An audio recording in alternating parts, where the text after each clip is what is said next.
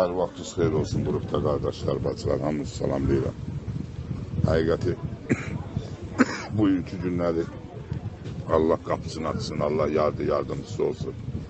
Allah Taala həqiqəti. Allah Taala bizi xeyrəcə alasın. Qan töküləcəksə qan tökülsün. Bəli, hara fırlasan qan tökülməlidir. Hər vaxtınız xeyir olsun qrupda qardaşlar, bacılar. Həqiqəti Azərbaycanda get-gedə repressiyalar güclənir. Həqiqəti iş ucu, görünür ucu.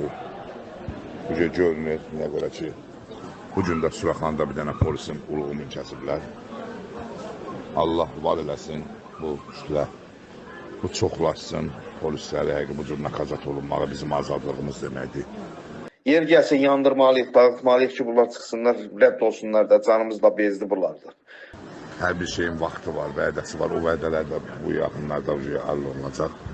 Yavaş-yavaş bugün Hüseyin Mərdəkanda öldürdülərsə, birini Suraxanda öldürüblərsə, indi Allah qoysa, yavaş-yavaş bu şeylər böyüyəcək. Qardaşlar, bacılar, hökmən bu təbliğatı gücləndirmək, artırmaq lazımdır.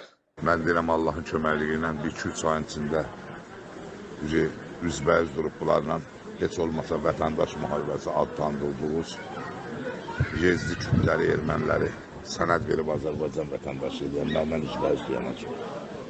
Bu qaçılmazdır. Qardaş, bunlar devrəndən sonra, and olsun Allah, bu meydandan da əl çəkmək lazımdır. Biz təbliğatımızı sürətləndirməliyik, kütləni çoxaltmalıyıq qardaşım. Bu ilki günləri həqiqəti çox acınacaqlıdır.